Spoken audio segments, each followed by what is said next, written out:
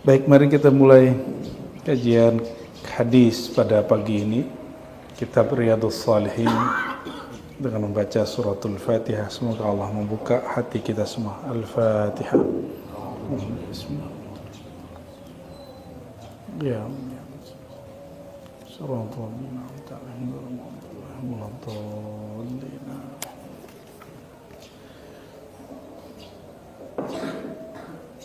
Kita masuk sekarang ke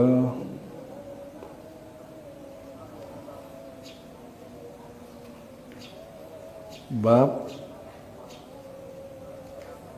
fi bayan turuqi kasratil khair, kasrati turuqil khair ya. Penjelasan, jadi bab ke-13 mengenai banyaknya cara untuk melakukan kebaikan ya. Kasrati turuqil khair, banyaknya jalan kebaikan. Karena semua zikir itu baik, semua amal soleh itu baik, wajar jika thariqah lebih banyak daripada mazhab. Tarekat lebih banyak dari mazhab. Tarekat zikir, tarekat yang mu'tabar itu artinya sahih. Mu'tabar itu istilah Arab, tapi sebenarnya orang Arab nggak ngerti itu istilah itu. Kalau orang Arab nyebutnya at-tariqah as-sahihah, metode-metode zikir yang sahih bersumber dari Nabi atau sahabat atau para ulama. Itu lebih banyak daripada mazhab. Mazhab yang bertahan sampai hari ini hanya 4. Ditambah mazhab Ja'fari 5, tambah Zaidi 6. Saudi itu Hanbali. Jadi kalau nggak ada Wahabi Pak, itu kita nggak mengenal hari ini namanya Hanbali. Itu kata guru kami, Syekh Hasan Hitu. Beliau ini ulama yang kritis sekali dengan Wahabi, tapi memuji juga Wahabi itu. Apa kata dia? Laulal Wahabiyah lahalakat al-Hanabilah. Kalau nggak ada negara Saudi dengan mazhab resminya Wahabi, dan mereka tidak menolak istilah itu, bisa dicek sendiri. Syekh bin Baz tidak menolak istilah Wahabi, dan dia terima. Tapi belakangan lebih sering disebut manhaj salafus saleh. Tapi itu dikritis oleh Hadratus Syekh Hasyim Asy'ari. Lebih salaf mana, kami atau kalian? Gitu. Tapi terlepas dari itu, berkat adanya orang yang berseberangan sama kita, Allah kekalkan satu mazhab ulama salafus saleh. Imam Ahmad bin Hanbal, sehingga disebut Hanbali, wafatnya 241 Hijriah, murid Imam Syafi'i. Imam Syafi'i wafat 204. Lebih tua mana? Syafi'i.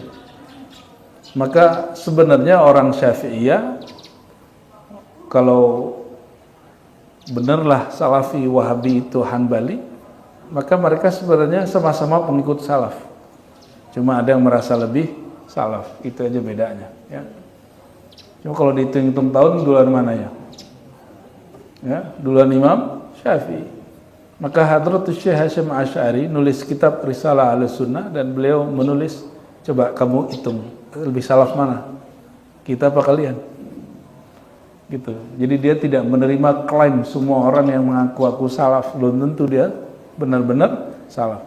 Inilah asbabnya kenapa pesantren beliau selain bermakna tradisional, pesantren salafiyah, salaf itu bermakna ngikutin ulama terdahulu ya.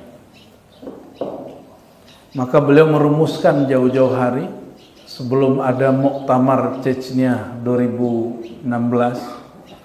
Muktamarnya judulnya Manhum Ahlus Sunnah. Diikuti lebih dari 200 ulama sedunia Ahlus Sunnah. Siapakah Ahlus Sunnah? Maka keluarlah rumusan Ahlus Sunnah itu. Terjadi perdebatan panjang mengenai akidah Ahlus Sunnah itu apa? Apa akidah Nabi Muhammad? Itu nggak sopan ngomong gitu. Ya, kalau hadis kenapa hadis Bukhari? Kenapa nggak hadis Nabi Muhammad langsung? Jadi kalau kita bilang saya pakai hadis Sahih Bukhari, Bukhari itu sendiri punya mazhab dalam bab Sahih. Sahih itu ada kriteria Bapak Ibu. Kriteria Sahihnya Imam Bukhari itu lain, lebih kencang daripada Sahihnya Imam Muslim. Di mana bedanya? Imam Bukhari mengatakan hadis ini sahih, itu mesti guru dan murid pernah si murid ini bersohbat, mengabdi atau belajar sekian lama. Nggak mesti ketemu sekali dua kali, nggak cukup ketemu sekali dua kali atau hanya semasa. Kalau Imam Muslim cukup semasa. Maka ulama kita mengatakan fasihhatul Bukhari afdal wa arjah min sihhati al-Muslim. Kriteria sahihnya Bukhari lebih kuat daripada sahihnya Imam Muslim. Oh berarti sahih ini bukan dari Nabi? Enggak. Sahih itu ijtihad ulama, hasil kreasi ulama. Mereka kumpulkan, mereka buat metodologi. Nah, maka itu yang disebut ilmiah. Coba saya mau tanya, Bapak yang percaya Sahih Bukhari sahih, itu tahu dari mana Sahih Bukhari sahih? Neliti sendiri atau percaya sama Imam Bukhari? Neliti sendiri nggak? Nggak pernah neliti? Nggak pernah neliti. Kenapa tahu hadis Sahih Bukhari sahih? Karena covernya sahih. Gampang ditipu kalau gitu. Kita ambil kitab hadis palsu, kita ganti covernya. Covernya kumpulan hadis sahih. Bisa ditipu. Jadi dia disebut sahih bukan karena judulnya sahih. Ini ada contoh kitab yang judulnya sahih, oleh ulama diturunin judulnya Al-Jami' As-Sahih lil Imam Abi Isa At-Tirmizi. Kami habis ziarah ke beliau di Tirmiz, ya, daerah Uzbek sana. Imam Abu Isa At-Tirmizi ngasih judulnya Al-Jami' As-Sahih. Apa arti Al-Jami' As-Sahih? Kumpulan yang sahih. Sama dengan judul yang ditulis gurunya, Al-Jami' As-Sahih, atau ada dengan judul yang panjang, Al-Musnad Al-Muttasil, ya, fi umuri Rasulullah SAW, atau ada beberapa redaksi. Itu diturunin judulnya Pak, dari As-Sahih menjadi Sunan At-Tirmizi. Kenapa? Karena di Sunan At-Tirmizi ada beberapa hadis yang dhaif dan dhaif jiddan. Meskipun boleh diamalin kata Imam Tirmizi, tapi ulama, wah ini mah gak sahih semua, turunin. Begitu ulama kita sangat ketat untuk masalah sahih dan tidak sahih. Jadi dalam bab hadis sahih ini juga ada mazhabnya.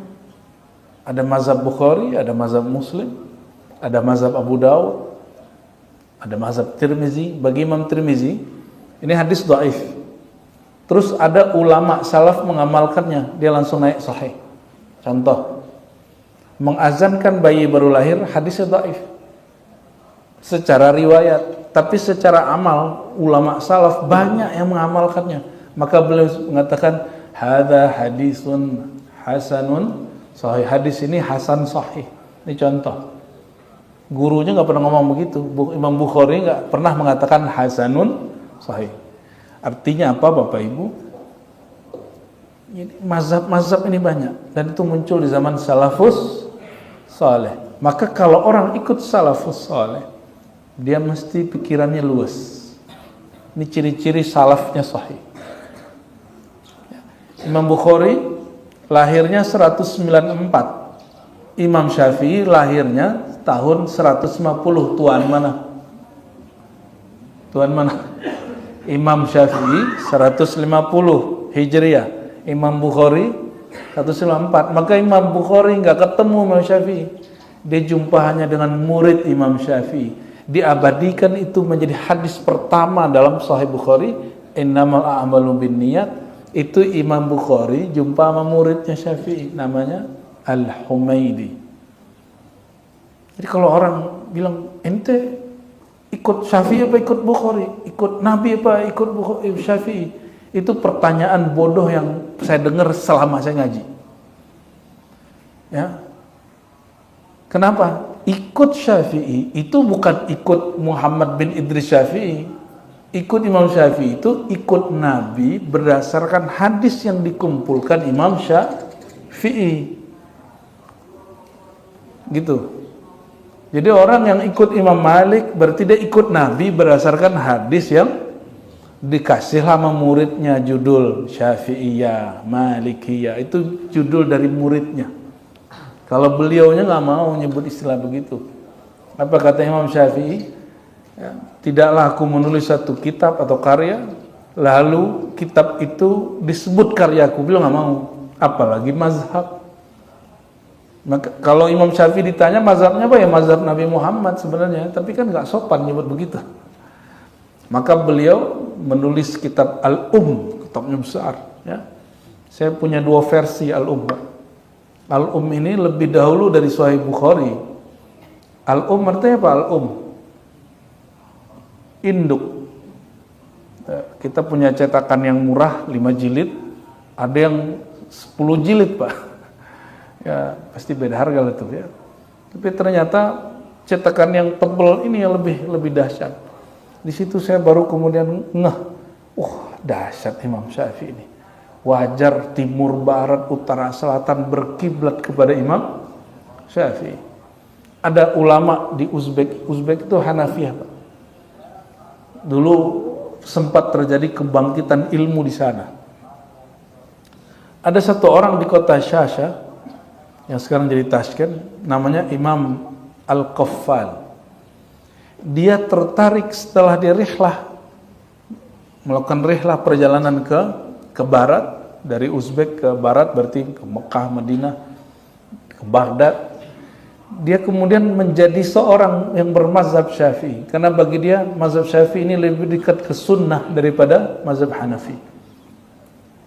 Itu kenyataannya dulu. Maka dulu Bapak Ibu jangan heran, kitab-kitab ulama ahli hadis tidak menyebutkan nama Imam Abu Hanifah kecuali sedikit. Mazhab Hanafi dianggap mazhab tidak halus sunnah oleh sebagian ahli hadis.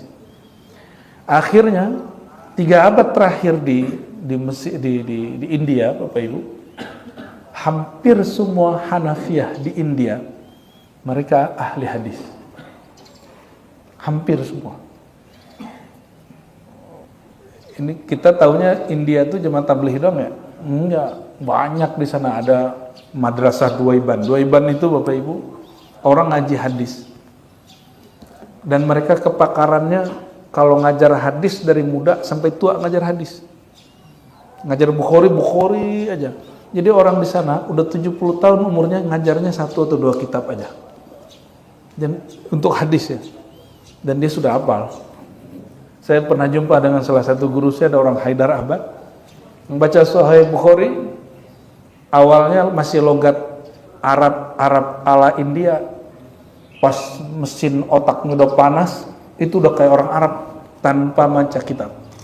Menjelasin Sahih Al-Bukhari ya. Bapak Ibu yang karena Allah, berarti ulama salafus saleh ini banyak alirannya. Yang mengatakan alirannya satu itu nggak paham. Oleh karenanya Imam Abu Hanifah mengatakan orang yang paling mengerti agama, yang paling mengerti perbedaan-perbedaan aliran paham. Kalau kita ngerti aliran itu semuanya bersumber dari Rasulullah SAW, maka kita saling menghargai ya. Nah, kita masuk ke hadis ya. Dia mulai dengan ayat dulu, wa ma taf'alu min khairin fa innallaha bihi alim. Tiadalah kamu lakukan satu kebaikan, Allah pasti tahu ya. Fa may ya'mal mithqala dzarratin khairan yarah. Sebiji zarah pun orang beramal, Allah pasti lihat. Ini ayat untuk mencopot sifat riya. Jadi kalau kita beramal, yang mandang itu Allah apa kita? Apa makhluk? Jadi riya itu harusnya kalau baca ayat ini, jadi faedah orang baca surat Zalzalah itu hilang riyanya. Ya, harusnya.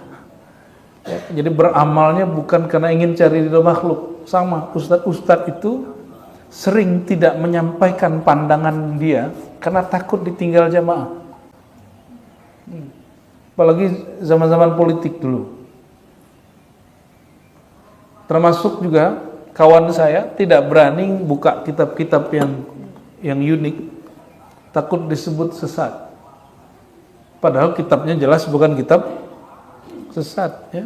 Saya berkali-kali mengisahkan, saya buka kitab Hikam, terus ada orang Nahdiyin nih, masa orang Nahdiyin nanyanya begini, ya, hafiz Quran lagi, bersanad lagi, apa kata dia? Ar-Razi, kamu nggak takut nanti dibenci oleh kelompok Salafi karena buka kajian kitab Hikam? Terus kita harus jawab gimana Pak kalau orang nanya gitu? Yang nanya udah senior. Tapi ya saya harus kasih pelajaran. Saya kasih pertanyaan dia dengan pelajaran buat dia pakai pertanyaan. Kiai, sejak kapan kita beramal cari ridho Salafi? Ya. Sejak kapan kita beramal cari ridho jamaah? Sejak kapan?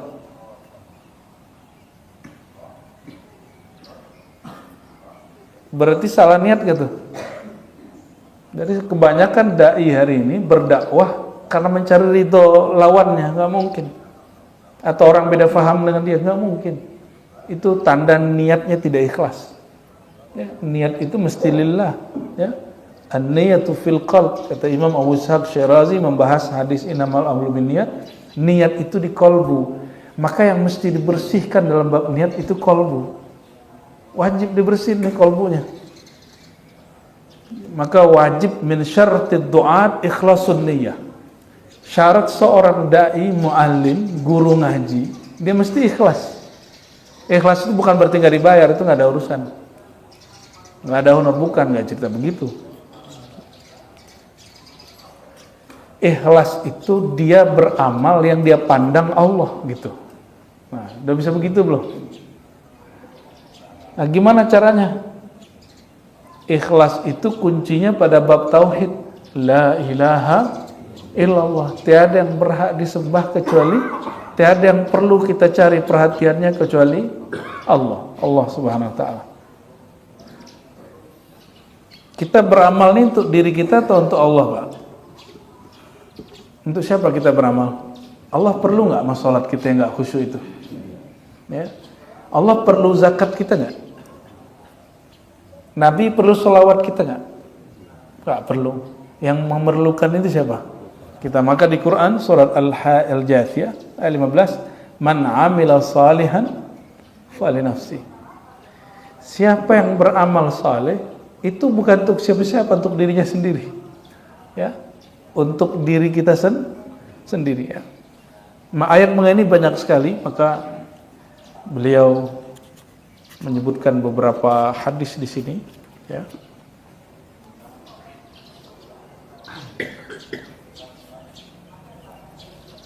Hadis pertamanya, sahabat Nabi Abu Dzar. Abu Dzar ini orang yang kelima masuk Islam. Jadi yang pertama siapa masuk Islam? Enggak. Istrinya dulu dong. Sayyidah Kha. Terus diperdebatkan nih Abu Bakar Pak Ali. Maka Imam Hakim kasih jalan keluar. Orang tua pertama masuk Islam Abu Bakar, anak muda pertama masuk Islam, ahli kitab pertama masuk Islam Waraqah bin Naufal. 4 sudah. Yang kelimanya Abu Dzar Al-Ghifari. Abu Dzar bukan orang Mekah. Abu Dzar ini orang Bani Ghifar. Orang Mekah kalau jualan ke negeri Syam pasti lewat kampung Bani Ghifar. Abu Dzar dan saudaranya dan juga ibunya dengar bahwa ada seorang nabi baru di Mekah. Maka dia bertiga datang ke Masjidil Haram yang waktu itu masih isinya apa? Masjidil Haram berhala, 360 lebih berhala, bayangin. Jadi jangan dikira kalau sekarang itu, kalau kata orang Jawa apa, magrong apa, bangunannya di Mekah itu lebay, ya.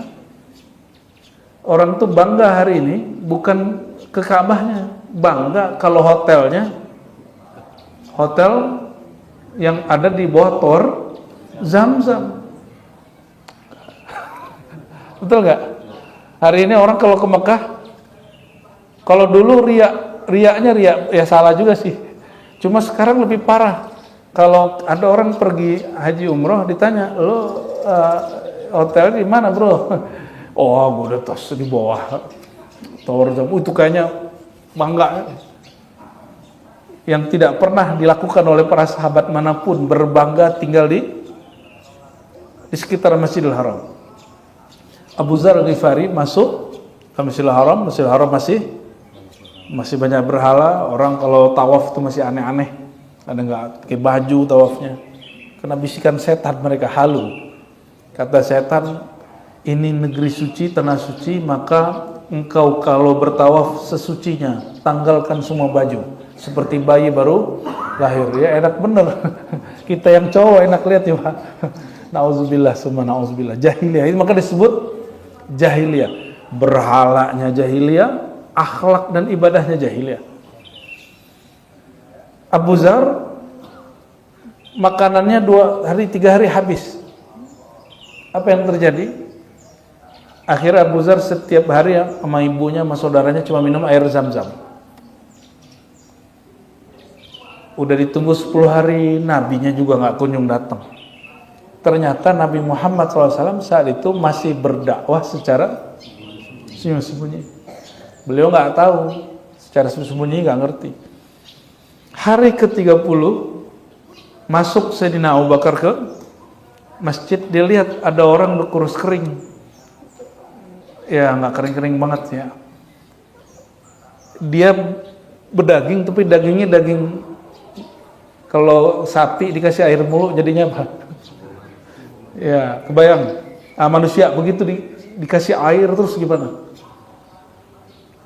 Ternyata Abu Dzar Al-Ghifari, ibunya dan saudaranya hanya minum air selama 30 hari. Di belakang Abu Bakar dan Muhammad SAW menyertai. Ketika ditanya oleh Abu Bakar, kalian makan pakai apa? Kami hanya minum air. Lalu disambut oleh Nabi. Apa kata beliau? Air Zam-Zam ta'amun. Nilainya sama dengan makanan. Canggih juga tuh hadis ya. Air Zam-Zam Allah jadikan pengganti makanan. Itu terjadi pada Imam Ibnu Qayyim ya, murid Ibnu Taimiyah yang juga bermanhaj salaf. Beliau Hanbali. Beliau ketika dari Damaskus sampai di Mekah sakit-sakitan. Maka dia kemudian minta isyarat, ya Allah saya mau berobat. Pakai apa nih? Dia ingat satu hadis, ma'u Zam-Zam lima syuribalahu. Air Zam-Zam akan menjadi wasilah orang dikabulkan hajatnya. Maka dia minum air Zam-Zam, khatam Quran, air Zam-Zam khatam Quran, sampai kemudian Allah angkat semua penyakitnya berkat suratul Fatihah dan air Zam-Zam. Dan itu dia tulis di kitab At-Tibbun Nabawi. Tibbun Nabawi yang sekarang mohon maaf, jangan-jangan nggak sesuai dengan semangat pengarang kitab ini. Ya, kembali ke hadis ini, Sayyidina Abu Dzar kemudian ditanya oleh Abu Bakar, kamu siapa? Dijawab, saya Jundub bin Junadah, atau dikenal dengan Abu Dzar. Ada apa kesini? Jawaban dia, kami orang Bani Ghifar, orang yang tidak pernah nyembah berhala. Pas dengar ada Nabi yang menolak berhala, kami datang ke sini. Akhirnya diajak oleh Abu Bakar makan di rumahnya. Sayyidina Abu Bakar ini nggak bisa ngeliat orang susah Pak. Kalau kita kuat ya ngeliat orang susah ya. Kalau Abu Bakar tuh nggak bisa ngeliat orang susah Pak. Beliau ngeliat orang susah itu mending dia nggak makan, biar orang lain makan. Itu Abu Bakar As-Siddiq. Dibawalah ke rumah segala macam ya. Lalu dia syahadat kepada Nabi SAW. Itu Abu Dzar baca syahadat nggak kayak syahadat mu'alaf hari ini. Dia bersyahadat asyhadu alla ilaha, kayak orang talqin zikir dalam ilmu thariqah, bergetar seluruh badannya, tapi dia merasakan ketenangan luar biasa di dalam batinnya. Ini Abu Dzar. Maka selesai dia syahadat dengan Nabi SAW, dia menangis dan mengatakan, wahai Rasulullah, izinkan aku memproklamirkan syahadatku di depan semua berhala dan orang-orang jahiliyah. Kata Abu Bakar, bro jangan bro, kita udah lama di sini gak berani begitu. Kata Abu Dzar, cemen kalian, ini kalimah sedang terbakar dalam diri saya. Maka dia datang ke Al-Masjidil Haram, dia umumkan, ya, yang gak kenal sama aku Abu Dzar katanya. Saya ini Abu Zar Al-Ghifari. Aku bersaksi tiada yang berhak disembah la ilaha illallah kecuali Allah Muhammadur Rasulullah. Langsung digebukin sama orang belakang. Pingsan dia. Siapa juga yang kelebetin habis itu? Abu Bakar lagi. Ternyata dulu Abu Bakar begitu juga. Abu Bakar baru siuman, yang ditanya aina Rasulullah, mana Rasul? Ternyata ini euforia orang dapat kalimah, masuk nurullah ke kalbunya di euforia.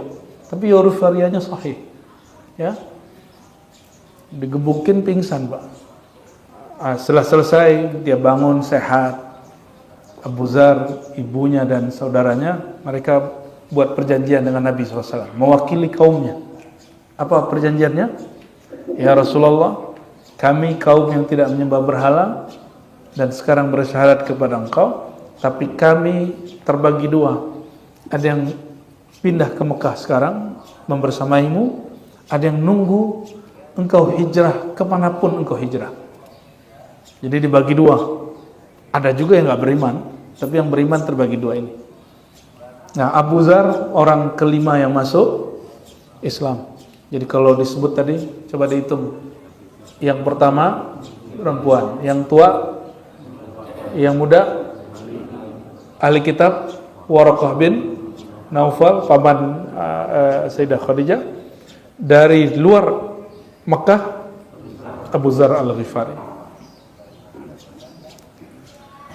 Qala, beliau berkata, wahai Rasulullah, apakah amal paling tinggi? Jadi Abu Zar ini habis didetok oleh Zam-Zam, dimasukin kalimatullah. Ini pertanyaannya langsung levelnya up. Nggak nanya, ini pahalanya apa wahai Rasulullah, ini boleh nggak? Itu pertanyaan standar.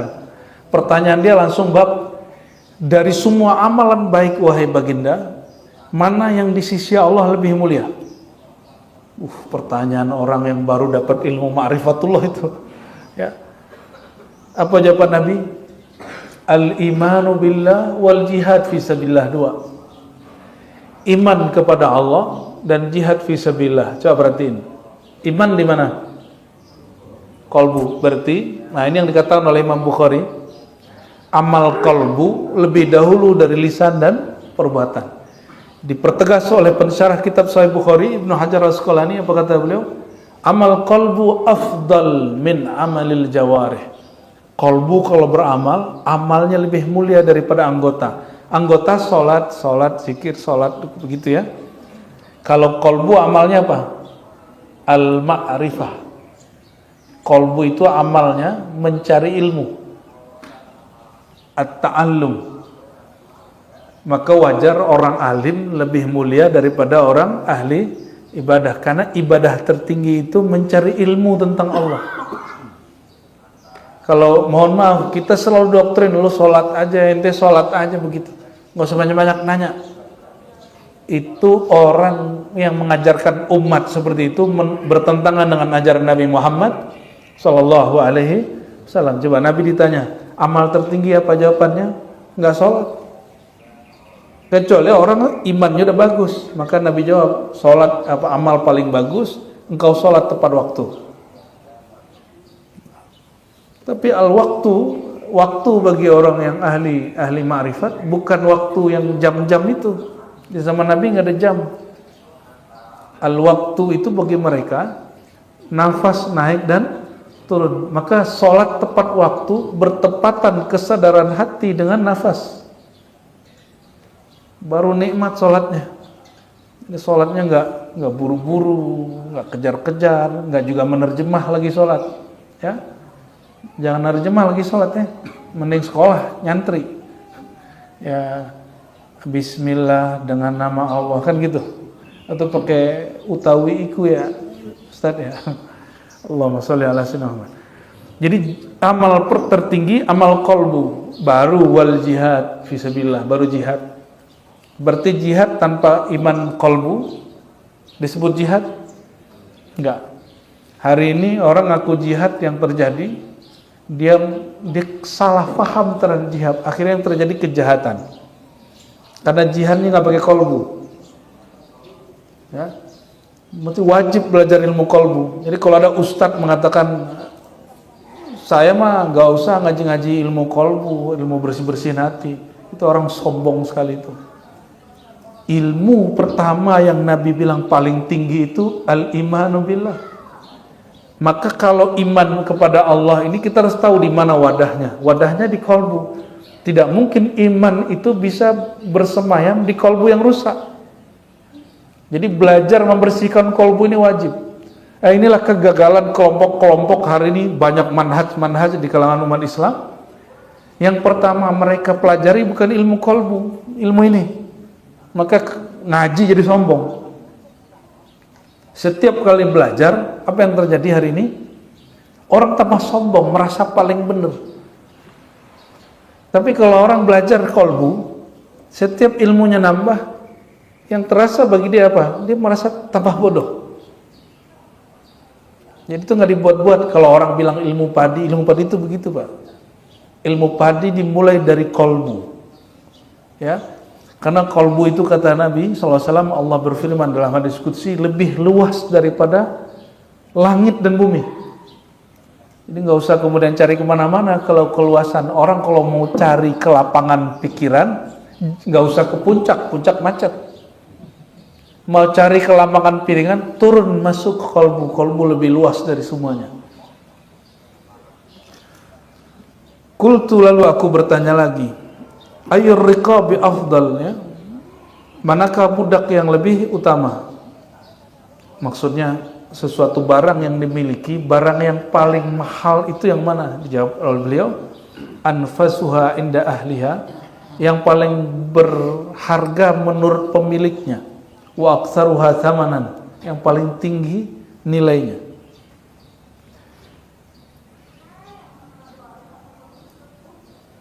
Fa illam af'al, jika aku tidak sanggup melakukan itu wahai Rasulullah, apa yang aku lakukan? Nabi menjawab, tu'inu sani'an aw tasna' li akhraq, ya. Engkau membantu orang yang berbuat atau berbuat, ya. Qultu ya Rasulullah araita in da'uftu mi'an ba'dil amal. Wahai Rasulullah, ini Abu Azhar ini habis nanya amal paling tinggi, habis itu minta rukhsah, minta ringan, minta cari keri. Itu karakter manusia bukan? Udah nanya nih yang paling tinggi mana, habis itu bilang, ya Rasulullah kalau aku nggak sanggup gimana? Di kalimat terakhirnya apa?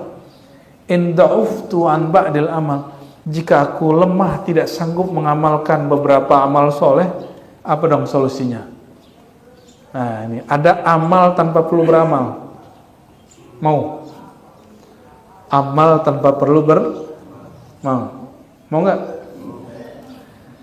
Takuffu syarraka 'anil nas, tahanlah jangan sampai hal yang buruk darimu mengenai orang lain. Apa aja? Mulai dari wajah, jangan sampai wajah cemberut ketemu orang.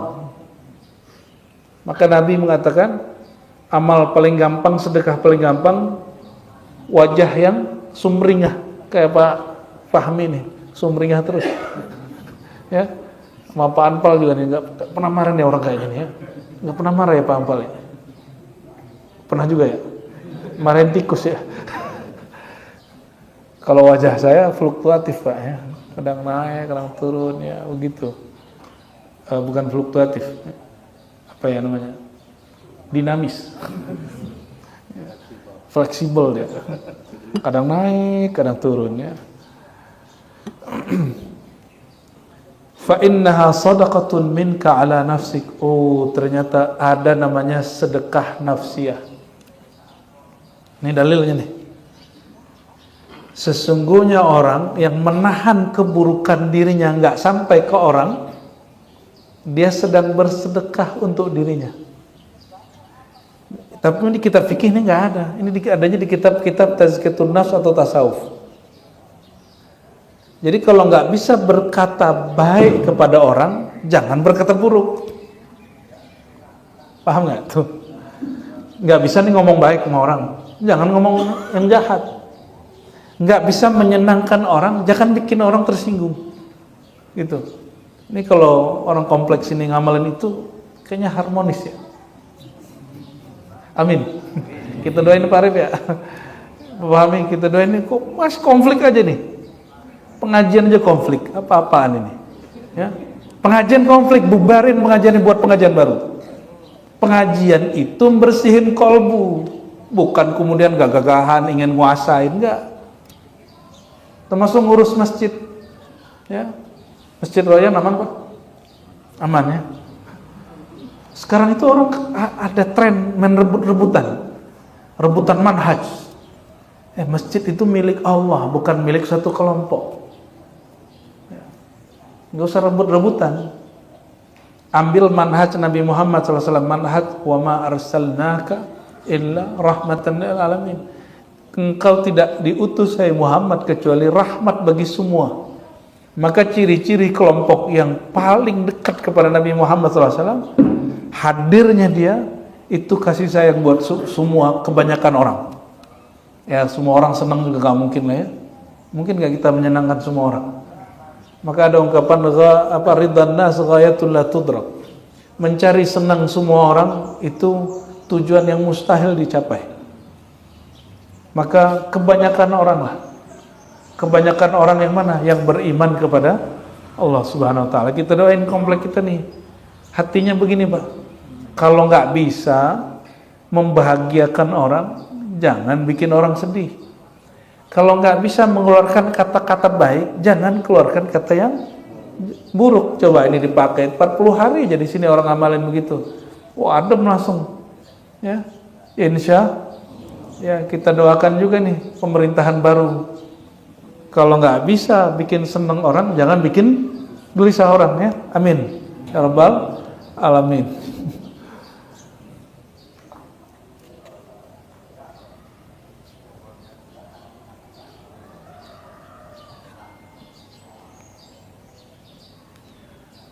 Masih hadis Abu Dzar, ya hadis terakhir lah yang kita baca. Telat Pak ya? Kalau telat berarti hadisnya 3 atau 4 ya. Kata Sayyidina Abu Dzar, Nabi SAW bersabda, yusbihu ala kulli sulama min ahadikum sadaqah. Setiap pagi, setiap sendimu wajib sedekah. Tapi tenang, kata beliau, sedekah itu ada yang materi, ada sedekah maknawi. Yang punya materi, keluarkan materinya. Yang nggak punya, pakai yang maknawi. Apa maknawi? Fakullu tasbihatin sadaqah. Setiap orang baca subhanallah, dia sedang bersedekah. Sedekah ke siapa? Ke sendinya. Karena dia tidak mengeluarkan kata buruk ke orang lain, dia tidak ngutuk badannya. Ini mohon maaf Bapak Ibu, kalau hari ini nih misalnya, mohon maaf nih Pak Fahmi dikasih contoh nih, asam urat nih kambuh, terus ngeluh, aduh sakit, itu dia, itu udah nggak benar Pak. Aduh kenapa nih sakit mulu, keluhan begitu, itu sendinya langsung, urat-uratnya semua struktur di badan kita akan langsung berubah, dia langsung menjadi nggak happy, langsung nggak happy. Jadi setiap keluhan akan membuat tubuh kita rusak, pikiran kita gabut. Jadi jangan suka ngeluh. Ini santri-santri kalau mau sekolah nih, sekolah lagi. Itu yang tadinya dia semangat, teman-temannya jadi nggak semangat, badannya dia nggak semangat. Ya, jadi jangan pernah ngomong begitu ya. Ini santri-santri ya, wati santriwan, semangat kalian. Orang hebat tuh jumlah santri nggak mesti banyak. Waktu saya belajar sekolah dulu, kami cuma 7 orang. Ya, yang jadi nggak tahu berapa orang. Ya, pas ujian itu seumur hidup saya nggak pernah melakukan itu kesalahan atau keberkahan itu ya. Seumur hidup nggak pernah lembar jawaban selesai, itu tawaf belakang terus sampai ke ujung, balik lagi Pak. Seumur-umur sekali ujian akhir. Karena saya kalau ujian, kalau kami kan ujian agama itu kan esai semua. Kalau esai semua, satu pertanyaan saya jawab 2-3 menit. Pertanyaannya ada yang 5, ada yang 10. Kalau 2 menit, pertanyaannya 5, ya paling 10 menit selesai. Tapi sama temen sampai 20 menit, 30 menit. Jadi dulu kita saking egoisnya, setiap selesai 10 atau 15 menit saya langsung kumpulin. Kata temen, kamu kalau berdiri nyerahin lembar jawaban, kita kayak mau buang air kecil semua katanya. Ya, itu ada psikologis begitu ya. Nah, Bapak Ibu yang bukan Allah, setiap orang mengeluh, itu struktur di tubuhnya akan berubah. Maka anak-anak kita kasih pelajaran. Kalau nggak bisa hidup semangat, jangan hidup patah hati. Ya. Maka Nabi mengatakan, kullu tasbihatin sadaqah. Pandanglah diri lalu takjub. Luar biasa ya tubuh kita ini. Maka setiap orang baca subhanallah, dia sedang sedekah ke sendi-sendinya. Wa kullu tahlilatin sadaqah. Setiap orang bertahlil sedekah. Jadi kalau ngirim pahala sedekah, ini ulama semuanya ijma. Ini ijma. Ijma artinya apa ijma? Sepakat, nggak ada satupun yang nolak. Hatta Imam Syafi'i, hatta Imam Ahmad bin Hanbali, hatta Ibnu Taimiyah, hatta Muhammad bin Wahab Wahabi, sepakat semua mengatakan kalau kirim pahala sampai. Ada yang mengatakan nih Imam Syafi'i nggak terima, itu kurang nyampe itu orang. Imam Syafi'i menjelaskan itu tentang ayat alla taziru waziratun wizra ukhra, bahwa pendosa tidak dapat transfer dosa ke orang, nggak ada dosa warisan. Tapi kalau amalan bisa dikirim ke orang, itu ulama semua sepakat. Maka ini mohon maaf, ini bukan NU Muhammadiyah, bukan Aswaja Masalafi, ini urusannya. Belum ada NU, belum ada Muhammadiyah, belum ada Aswaja, belum ada Salafi, Wahabi, itu belum ada itu kelompok. Nabi SAW mengatakan wa kullu tahlilatin sadaqah, setiap tahlil sedekah. Dan Nabi mengajarkan kalau ada orang meninggal, kita dianjurkan sedekah atas nama dia. Hadis Sahih Bukhari. Jadi seorang laki-laki datang, wahai Rasulullah, ibuku meninggal. Apa sedekah paling baik untuk orang yang sudah meninggal? Apa jawaban Nabi? Sakyul ma, sedekah air, bagi-bagi air. Hadis Sahih Al-Bukhari. Di zaman itu air setara sama nasi, Bapak Ibu. Maka di Indonesia digantilah itu pakai berkat. Jadi berkat itu nggak bid'ah. Yang bid'ah itu apa? Ngutang-ngutang. Ya, itu nggak boleh. Maka kalau di komplek ini Pak, kalau ada orang hidupnya susah, kasih tahu. Kami kalau mau baca Yasin di sini bukan berarti mau minta berkat, enggak. Air cukup. Ngilangin selek. Kita pernah lakukan itu di Borpula di Ciputat waktu saya tinggal di Ciputat. Berhasil tuh. Ya, tapi pas kita tinggal balik lagi. Balik lagi orang kalau ada yang meninggal ngutang-ngutang. Itu yang bid'ah. Ya, sedekah itu kelebihan harta, bukan ngutang. Ya, kita ingin memberantas sesuatu yang bid'ah, sama yang sunnahnya kita berantas sekalian. Ya, ini terus semangat memberantas bid'ah, sama yang sunnah-sunnahnya digorgoti. Bapak Ibu yang bukan Allah, wa kullu tahlilatin sadaqah. Maka kalau kirim tahlil ke orang meninggal nyampe nggak? Antum kalau nggak percaya baca kitab Ar-Ruh Ibnu Qayyim. Ibnu Qayyim ini murid terbaik Ibnu Taimiyah, orang yang merumuskan manhaj salaf. Dia bukan orang salaf, abad ke-8 Hijriah. Dia punya kitab Ar-Ruh dan dia katakan di situ lebih dari 29 dalil tentang bahwa amal orang hidup dapat dikirim untuk orang yang bermanfaat untuk orang meninggal. Ini Imam Salafi ini ngomong. Maka kalau ada orang hari ini sekarang ngaku Salafi Pak, terus dia nggak percaya Fatihah nyampe, saya meragukan kesalafiannya. Ya, saya melakukan dia sebagai pengikut ulama salafus soleh. Ya. Ibnu Taimiyah percaya nyampe. Bahkan Ibnu Qayyim ini buat pertanyaan di kitab dia Ar-Ruh. Apa kata Ibnu Qayyim? Kalau ada orang bertanya, saya kirim Fatihah, yang dikirimin Fatihah 4 orang. Itu Fatihahnya gimana, dibagi 4 sama Allah bagaimana? Itu dibahas Pak. Imam salafus soleh, Imam Salafi yang bermanhaj salafus soleh, itu sampai ke bahsul masail begitu. Kira-kira gimana para santri? Kalau ente kirim Fatihah ke 4 orang, itu Fatihahnya dibagi 4 bagi apa atu-atu. Terus pahala ente dikurangin nggak? Itu dibahas oleh beliau ya. Dan bukunya sudah ada terjemahannya. Kalau masih debat-debat masalah tahlilan, yasinan, bacalah buku itu ya. Bacalah buku itu. Biar hilang iskalnya ya, perdebatannya. Setiap tahmid sedekah, setiap takbir sedekah, setiap amal baik sedekah, melarang kemungkaran juga sedekah. Wa yujzi'u min dzalika raka'atan. Ternyata semua tasbih yang tadi terbayar kalau sholat duha 2 rakaat. Maka orang sholat duha itu orang kaya, itu dasarnya. Bukan berarti kalau ingin kaya sholat duha, enggak. Ciri-ciri orang kaya sholat duha. Yang dibalik. Kenapa? Orang sholat duha, dia sedekah ke semua anggota dirinya, tubuhnya. Kalau orang udah cukup sama dirinya, baru dia bisa berbagi. Orang kaya sholat duha. Yang dibalik. Kenapa? Orang sholat duha, dia sedekah ke semua anggota dirinya, tubuhnya. Kalau orang udah cukup sama dirinya, baru dia bisa berbagi. Jadi ciri-ciri orang kaya apa? Sholat duha. Gimana? Masih ninggalin sholat duha?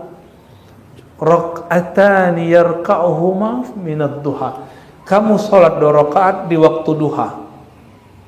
Duha ini waktu apa? Setelah matahari tertinggi setinggi tombak, dari segitu sampai kemudian sebelum istiwa. Istiwa itu sebelum matahari, ya, cuma ada waktu afdolnya. Waktu yang paling afdol itu waktu duha yang semua orang lagi sibuk. Yang sibuk kira-kira jam 8, 9, 10. Kalau di Indonesia jam 8 ya. Enggak, orang lagi asik kerja segala macam, itu mulainya jam berapa? 9 sama 10. Nah, kira-kira itu waktu paling genting kalau lagi duha. Jadi ciri-ciri orang kaya salat duha. Di balik ciri-ciri orang kaya banyak sedekah. Setiap tasbih zikir yang dibaca orang kalau jumlah sendi kita kata Nabi 360-an, berarti orang kalau tasbih mestinya berapa? Zikirnya dibaca subhanallah 100, alhamdulillah 100, Allahu akbar 100, tambah la ilaha illallah sekali. Atau 100, 400. Itu kaya itu orang. Maka wallahi ya demi Allah, saya menyaksikan guru-guru tua, mereka nggak ada yang miskin asbab zikir subhanallah 100, alhamdulillah 100, Allahu akbar 100, la ilaha illallah nggak ada yang miskin hidupnya. Hidupnya diberkahi terus.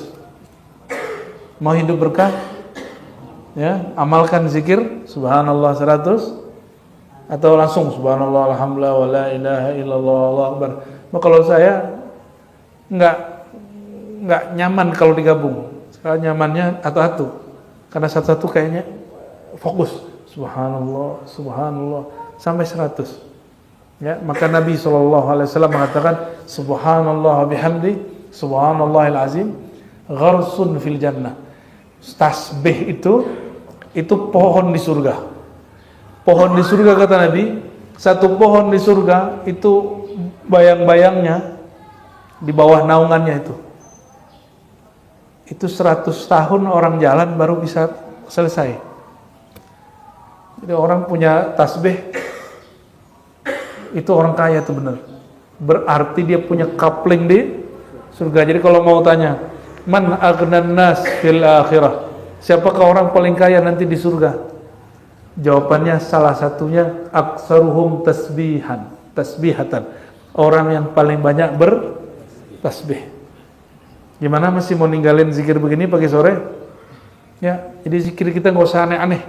Zikirnya apa? Subhanallah 100, alhamdulillah 100, Allahu akbar 100, la ilaha illallah 100. Ya, syukur-syukur kalau baca la haula wala. Kata Nabi ini hadis, kalau ini dhaif hadisnya. Kata Nabi, orang baca la haula wala quwata illa billah 100 pagi, Allah hilangkan kefakiran kepadanya sampai sore. Dibaca sore, Allah hilangkan kefakiran kepadanya sampai nyambung ya.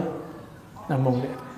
Tetapi kalau versi Sahih Bukhari dan Muslim, Nabi sebut, apa kata beliau? Tahukah kalian perbendaharaan paling mulia di surga? kanzun min kunuzil jannah. Lalu sahabat bertanya, apakah itu wahai baginda? Dijawab oleh Nabi, la haula wala quwwata illa billah. Kalau orang punya bunker lalu menyimpan barang berharga, itu namanya perbendaharaan. Perbendaharaan mulia di sorga, itu la haula wala. Berarti kaya benar. Maka hadis dhaif tadi naik maknanya jadi hasan. Bahwa orang baca la haula wala, Allah kayakan perbendaharaan dia di dunia dan akhirat. Ya. Jadi kalau mau hidup senang ini, punya amal, punya pekerjaan, iringi dengan tasbih. Ya. Kita backup dengan tasbih. Semoga Allah berkahi pekerjaannya. Kan pekerjaan itu ibadah juga. Ya. Sepakat nggak pekerjaan ibadah? Ya, kalau nggak sepakat juga nggak apa-apa.